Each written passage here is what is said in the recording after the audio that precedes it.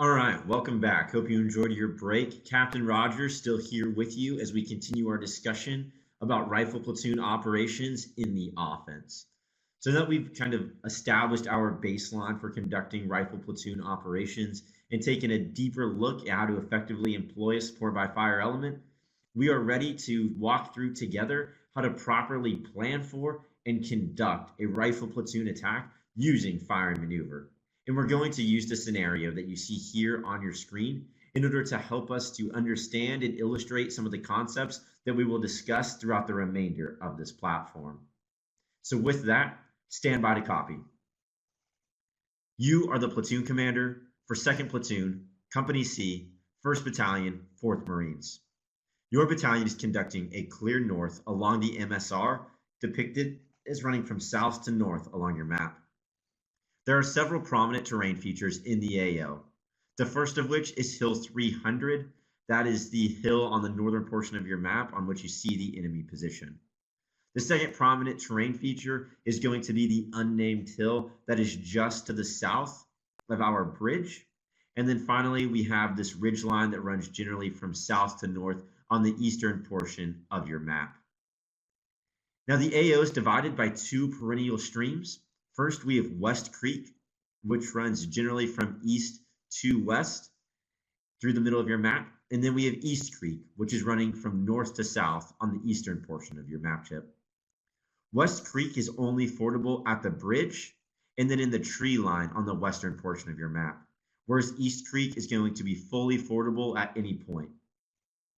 The vegetation in your AO is dense, providing good cover and concealment for any forces as they move throughout the area.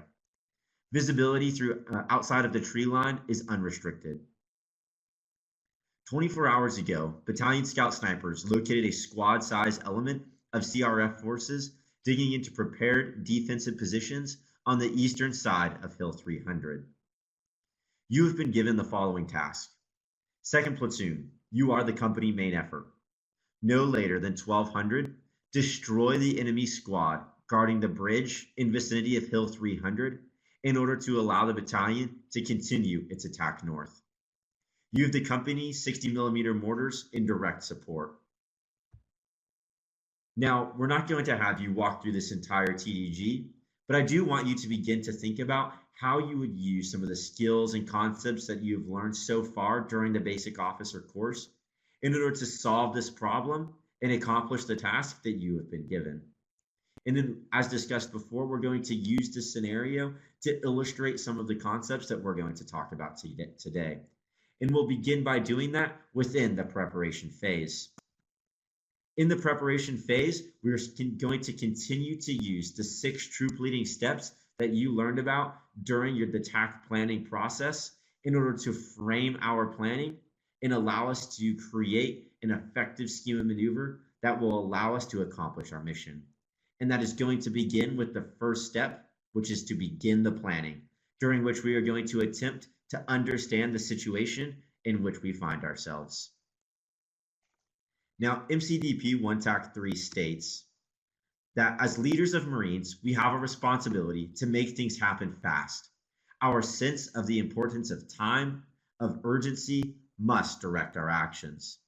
Therefore, as soon as we receive that order from higher, we should immediately publish our warning order in order to facilitate concurrent actions by our subordinate elements, holding true to that good 1/3, 2/3 rule in which we give our subordinate elements 2/3 of the time that we have been allotted in order to conduct their preparations for this operation. During this time, they're likely going to be doing things such as working on the terrain model, collecting any mission essential gear that we may need for this operation, conducting rehearsals specific to the scheme of maneuver that we think we are going to employ, and to identify any potential friction points that we can then mitigate through our planning process.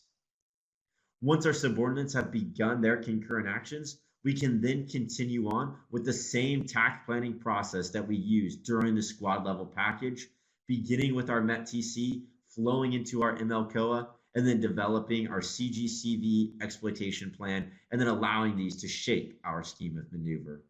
So let's take a look at our MET-TC. Now, we know that our mission is to destroy the enemy on Hill 300, and we know that the enemy is composed of a squad sized element with prepared defensive positions that we likely assume are oriented generally south along the MSR. And in relation to troops and fire support, we know that we have a rifle platoon pure as well as 60 millimeter mortars supporting us in order to conduct our operation. So, with all of those in mind, let's go ahead and focus on our terrain. Now, we're going to use our acronym of OCOCA-W in order to analyze the terrain within our AO to help us understand how we can best leverage that in order to gain an advantage over the enemy and conduct our scheme of maneuver. And this will begin by looking at observation in fields of fire. We know from our Frago that observation outside of the tree line is going to be completely unrestricted, meaning that the enemy will likely be able to see approximately to the northern portion of that unnamed terrain feature that is just to the south of the bridge, as well as down the majority of the MSR that runs from south to north in the middle of your map. And then they'll be able to observe along the entirety of East Creek, observing any forces as they attempt to cross this linear danger area, an obstacle that exists within our AO. So what about cover and concealment? Well, from the Frago, we know that the dense vegetation is going to provide cover and concealment for any forces moving throughout the AO. And the two unnamed terrain features within our area of operations could also provide a platoon-sized element with cover and concealment as we conduct movement toward our objective. So now we'll move on to examining some obstacles that exist within our area of operations. Some obstacles that we have identified include the bridge, which is going to be a canalizing obstacle, canalizing the movement of any forces as they attempt to cross West Creek. We also have the MSR, which is going to become a natural line of drift that can also serve to canalize forces. We then have the two intermittent streams, starting with East Creek, which, although is fordable, once again serves as a linear danger area that could serve to canalize any forces in that natural line of drift, and they could also slow our movement, especially if we consider the effects of weather, precipitation within the time of our operation. And then finally, we have West Creek, which is going to act as a blocking obstacle along much of the creek, with the exception of that bridge and then over in the tree line, both of these points being canalizing obstacles, which are going to canalize our movement as they are the only places that we can cross the creek. Now, from there, we go on and take a look at key terrain. Now, just as a refresher, key terrain is going to be any terrain that provides a market advantage to whichever side holds that terrain. So key terrain that we have in our AO are first the bridge, which whoever controls that bridge is going to be able to control movement from south to north along that singular high-speed avenue of approach, or that MSR that runs through the center of our map.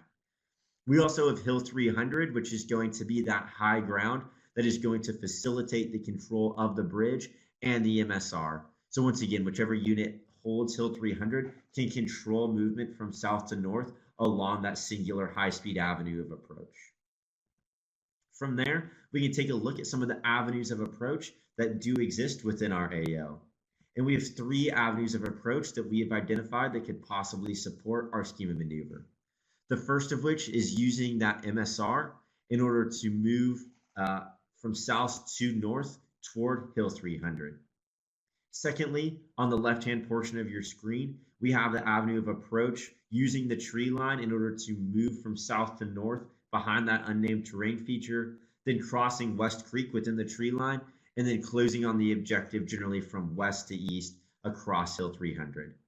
And then finally, on the eastern portion of your screen, we have that last avenue of approach where we would move along the southern portion of our map from west to east behind that unnamed terrain feature, then crossing East Creek, continuing along the south side of our north-south running terrain feature, and then moving from south to north using that terrain feature as cover and concealment until we've reached the northern edge, at which point we would then be able to close with the enemy from east to west. Finally, we would then consider any of the effects of the weather that we have observed within the past few days within our AO.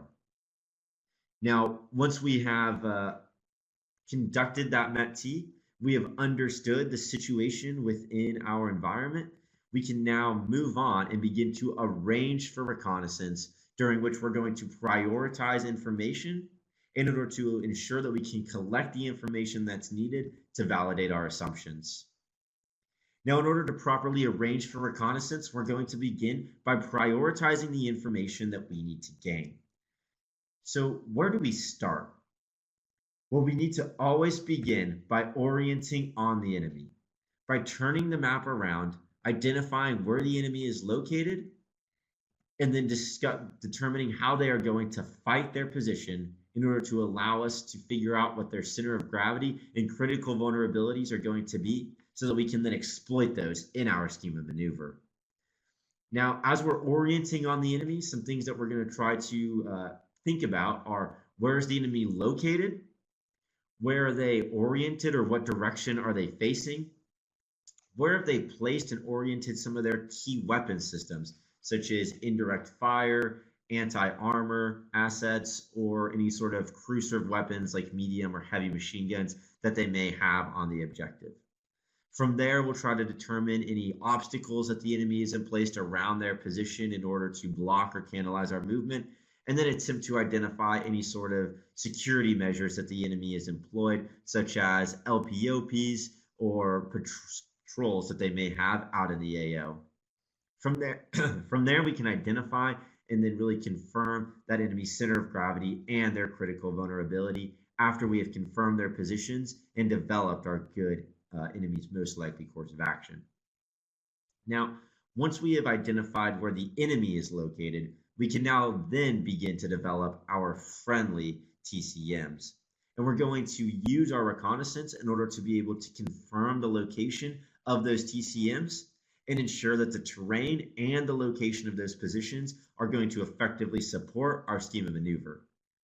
We can start by identifying our assault position, ensuring that it's placed allows us to best exploit the enemy's critical vulnerability. And then from that assault position, we can gain an assault azimuth, which is going to provide some additional direction to our maneuver element, helping them orient on the enemy as they close. Once we've identified our support position, we can then find a terrain feature that is going to support our support by fire position, ensuring that we're able to, under ideal conditions, establish that good 60 to 90 degree offset that we talked about during the first portion of this platform. And then, just as we did from the support by fire position, we're going to pull an azimuth from the support by fire position to the enemy to help that support by fire position immediately orient on the enemy once they occupy, as well as to help us to begin to establish our MSLs on the objective.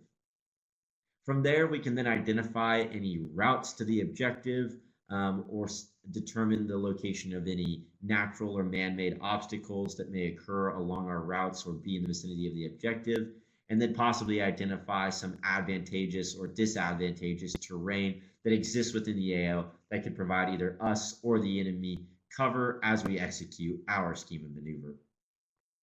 So now that we know what information we need to gain during our reconnaissance, we need to determine how we are actually going to conduct that reconnaissance.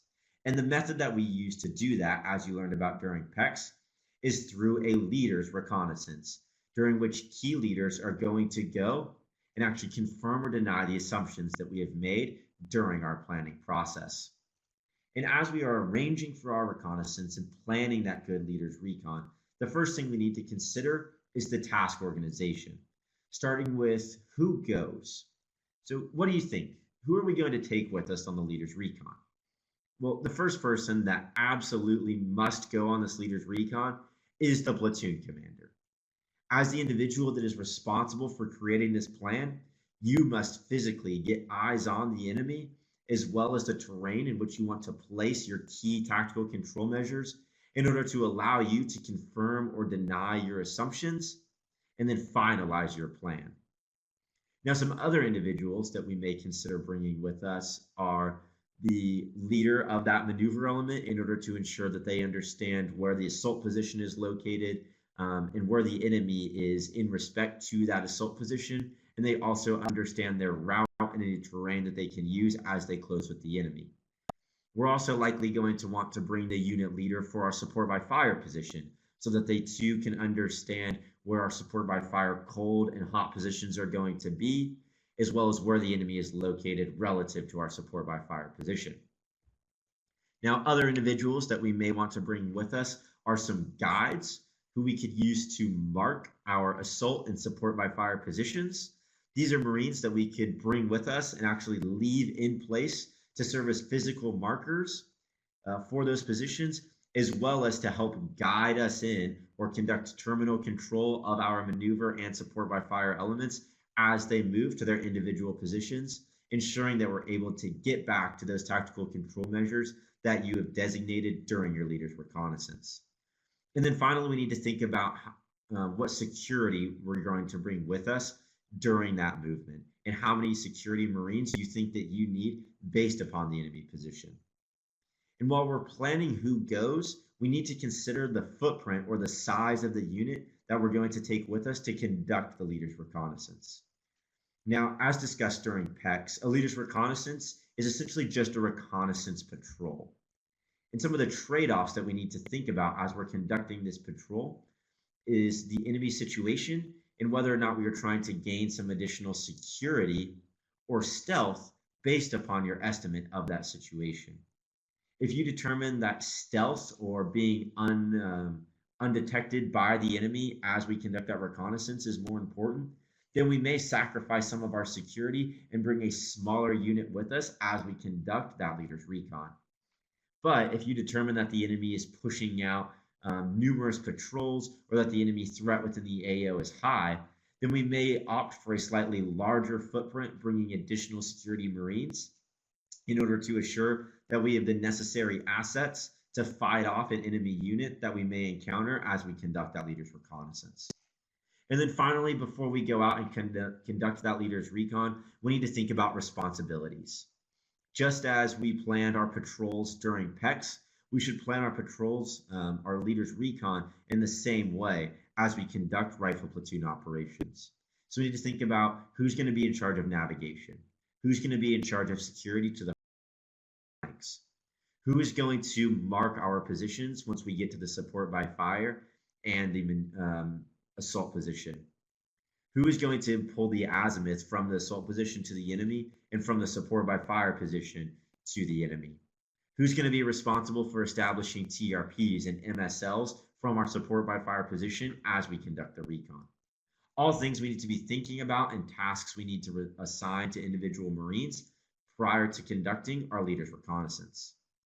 We also need to think about who is going to be in charge of the platoon when we are gone on our leader's recon. Now, often the answer to this is going to be the platoon sergeant, who we often see is left back with the platoon in order to take charge of that platoon and command them in the case of contingencies. And in order to equip the platoon sergeant with the information that they need in order to conduct decentralized decision making while you as a platoon commander are out conducting that leader's reconnaissance, we're going to give them what is referred to as a GOTWA. Now, a GOTWA stands for where are you going? Who are some of the others that you are taking with you? What time do you expect to return? What do you want the platoon to do if you are not back from your leader's recon by that time? And then what actions do you want the platoon to take on contact? Both contact for the leader's reconnaissance as well as platoon or contact for that platoon as they sit in their objective rally point. Now we need to ensure that we are being specific about where we are going, describing to your platoon sergeant where you are going, where you expect to find the enemy, and then some areas that you are going to look to place your support by fire and assault position. We also need to be specific on who we are taking with us, providing the platoon sergeant with a by name roster of those Marines who are going. For time expected to return, we need to ensure that we are giving ourselves, the platoon commander, adequate time to conduct that leader's reconnaissance, likely as much as 2 to 3 hours. And then what to do if we're not back by that time, we need to think about some contingencies and what we want that platoon sergeant to be doing. Do we want them to hold in place and wait till contacted? Do we want them to, or do we want to pull them up to some sort of rally point at which we can make link up with the rest of the platoon and then conduct our attack. And then finally, actions on contact. Do you want them to come and support the leader's reconnaissance if the leader's reconnaissance takes contact, or do you want them to hold in place? If they can take contact, where do you want them to move to, and how far are they going to move before establishing that new ORP? All of these things are pieces of information that we should equip our platoon sergeant with in order to allow them to effectively control that platoon while we are gone on our leader's reconnaissance. So now that we have effectively prioritized the information that we need to gain, tasked, organized our patrol, and then provided that GOTWA to our platoon sergeant to allow them to plan for contingencies, we are now prepared to go out and to make reconnaissance. And the key here is that during this step, we are going to confirm or deny any assumptions about the enemy or the terrain or our scheme of maneuver that we made during our initial planning process. So let's go ahead and do that together. Now, we are located down in the bottom left-hand corner of your screen, and we're going to creep up on top of this unnamed terrain feature together in order to attempt to get eyes on the enemy. So as we creep up to the top of this terrain feature, looking out to the north, we first can see that the enemy is located on the eastern side of Hill 300, just as we had previously thought. From there, we are able to identify the location of their key weapon systems. In this case, they're 2 medium machine guns that they have on the objective.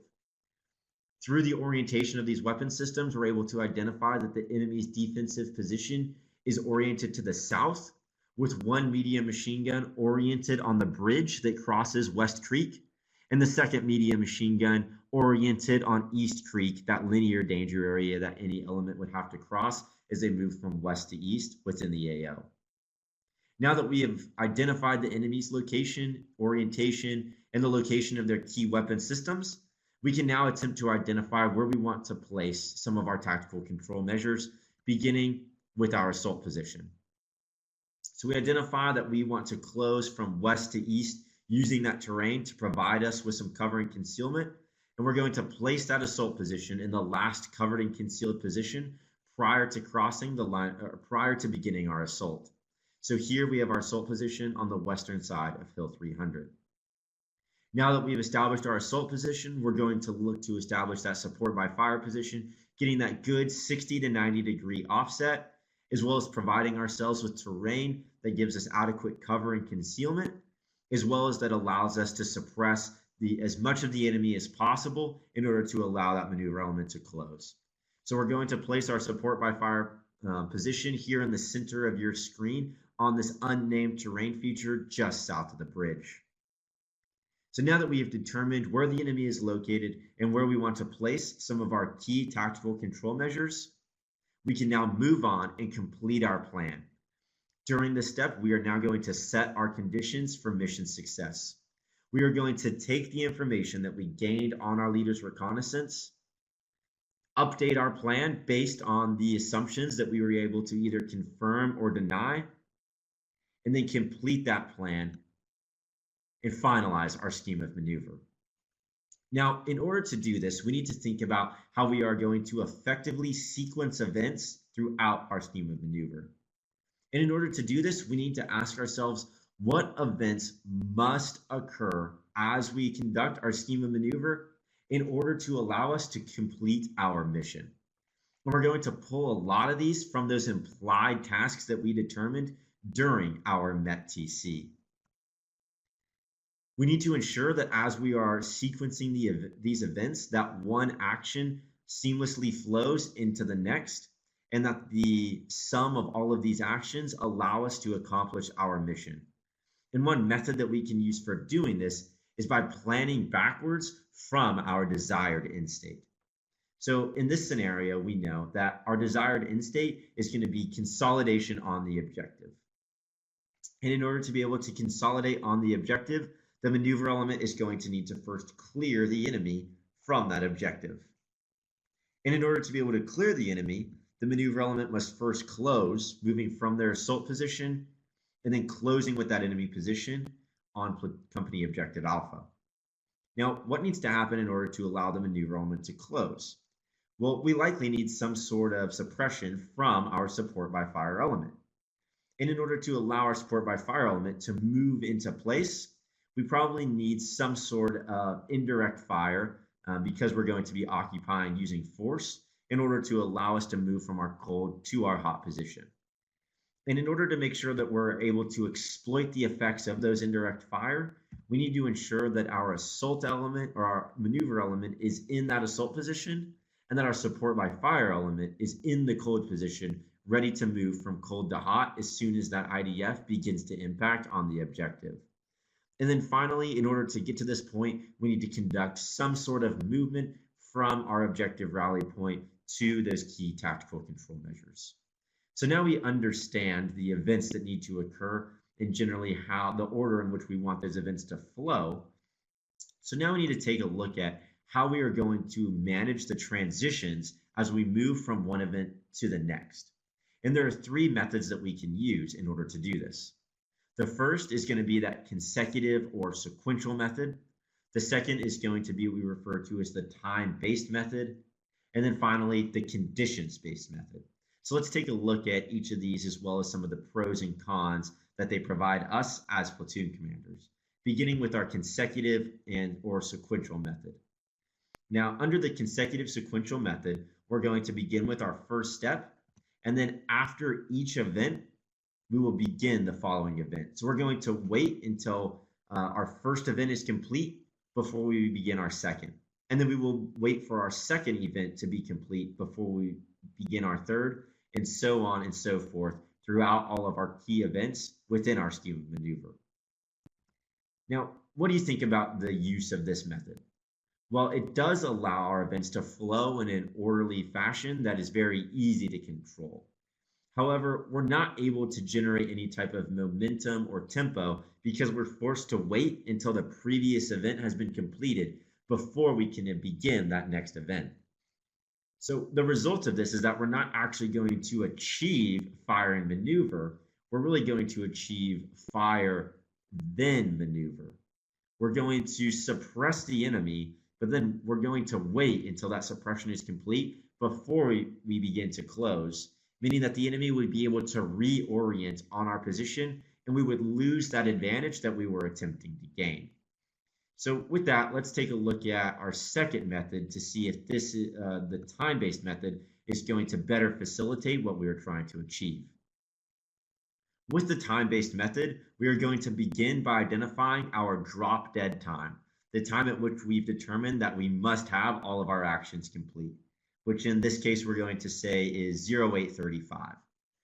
From there, we will back plan our timeline, and then we will align each of our events with a specific time at which that event is going to occur. So in this case, we are going to begin our occupation of the assault and support by fire cold positions exactly at 0800. We then say this is going to take 5 minutes. So at exactly 8:05, we should expect to have indirect fire landing on the objective. While this indirect fire is landing, we're going to have the support by fire element sitting in their cold position, looking at their watches. So at exactly 8:07, they can then move from cold to hot and begin their suppression. The maneuver element will then once again be sitting in their assault position, waiting until the proper time, approximately 8:17. And then as soon as that hits, they're going to begin their closure, regardless of the condition that exists on the deck. Now, what this allows us to do is that it does allow us to achieve concurrent actions. We can achieve fire and maneuver as long as we place the proper events at the appropriate times. Another asset of the time-based approach is that it facilitates coordination with some external agencies, such as any sort of air support or indirect fire support agencies that we may have. It allows us to give them a specific time at which we need effects to be impacting on the deck so that we are able to then back plan our scheme of maneuver off of that, knowing exactly when we can expect those fires in order to allow our maneuver to continue with the scheme of maneuver. However, what the time-based approach does not do is account for any delays in action. What happens if it takes us longer to occupy our support by fire in our cold positions than we'd previously templated? Or what happens if the support by fire position takes contact and they're not able to provide effective suppression by the time the maneuver element is supposed to begin their closure. Well, in that case, the maneuver element, because they are tied to a strict time, would then begin their closure without effective suppression from the support by fire element, once again, taking away that advantage that we are attempting to gain over the enemy by using fire and maneuver. At the end of the day, this is going to limit your flexibility as a platoon commander and take away your ability and the ability of your subordinate units to effectively adapt to the situation as it unfolds in the battle space. So, what about our conditions based approach? How does this work and what does it provide us as platoon commanders as we're conducting our attack? Well, with the conditions based approach, we're going to ask what condition must exist within the battle space in order to allow us to move from one event into the next. So here we've moved from our ORP and occupied our assault and support by fire cold positions. And so we need to decide what condition must exist before we are ready to have that indirect fire, our next event, begin to impact on the deck. And the answer is that we need maneuver to be occupied in their assault position and support by fire to have occupied their support by fire cold position. This will ensure that we are prepared to exploit the effects of that indirect fire once it begins to impact. As soon as that condition is met, we can then begin that indirect fire suppression. And we now once again ask ourselves, what is the effect or the condition that must be set or in place on the battlefield in order to allow us to then begin our direct fire suppression? And the answer to that is that we must have effective indirect fire on the objective in order to allow the support by fire element to move from cold to hot and begin their suppression. The enemy must be suppressed so they cannot affect the support by fire element as they conduct their occupation. Now, once the support by fire element is occupied, the next condition that we must have is effective direct fire suppression from the support by fire element onto the objective. Once we have met this condition, we can then have the maneuver element expose themselves because they now have suppression, fixing the enemy and preventing them from massing their fires on the maneuver element, thanks to that suppression provided by the support by fire element. Then the maneuver element will conduct their closure, clearing the objective, and then once the enemy is destroyed or is withdrawn from the objective, we can move into our consolidation. Now, what the conditions-based approach allows us to do is plan for concurrent action so we can achieve that fire and maneuver that we are trying to use to gain an advantage over the enemy, while also facilitating decentralized decision-making and execution by your subordinate unit leaders. By giving them a detailed condition that must exist and that they can observe within the battle space, we are allowing that subordinate unit leader to decide when that condition has been met and to then execute their follow-on task or that follow-on event that they need to conduct in order to allow us to finish out our scheme of maneuver once that condition has been achieved. This means that us as platoon commanders do not need to tell every individual unit when they are ready to move on to the next step because we have provided them with that decision-making criteria, that condition that must exist in order to facilitate their decision making, which will allow us to generate tempo and speed as we continue through our scheme of maneuver. And finally, the conditions-based approach is going to be both flexible and adaptable. Because it is based on conditions and not time, we are able to wait in order to meet a condition if it takes longer or requires additional resources beyond for what we had planned during our initial planning. This will ensure that the appropriate conditions exist within the battle space and that we are not unnecessarily taking on risk by exposing ourselves to the enemy without first setting the conditions that are needed to achieve success. So as you prepare to push out into the tree line during FEX 2, we need to ensure that we are effectively sequencing our events, putting them in an order that makes sense and allows us to accomplish our mission, and then setting conditions to allow us to seamlessly transition from event to event in a manner that facilitates tempo, also being flexible and adaptable. So now that we've taken a look at how we can sequence events and set conditions, Let's look at another way that we can generate control over our scheme of maneuver, specifically through the use of tactical control measures, which reduce ambiguity and friction on the ground as we conduct transitions within our scheme of maneuver. As you learned during the attack planning portion of the basic officer course, there are going to be four main types of tactical control measures. The first is going to be positional, then navigational, fire control, and then finally consolidation. Now, positional tactical control measures are going to be things such as the enemy position or our objective, which in this case is going to be called company objective alpha, as well as our assault and support by fire positions. We can then move on to our navigational TCMs, which are going to be things such as our squad release point, at which that support by fire squad is actually going to break away from the platoon and take an independent route to their support by fire position, while the rest of the platoon continues on to the assault position, as well as our checkpoints, which, just as we use them during PECs, are going to be a tool that we can use to help guide us as we navigate from our attack position or our objective rally point to our assault position. Another navigational TCM that we have that we can use to help control our movement are phase lines. Now, phase lines allow us to control movement as well as battle track as we continue throughout our scheme of maneuver. It allows us to coordinate the movement of units as they move throughout the battle space.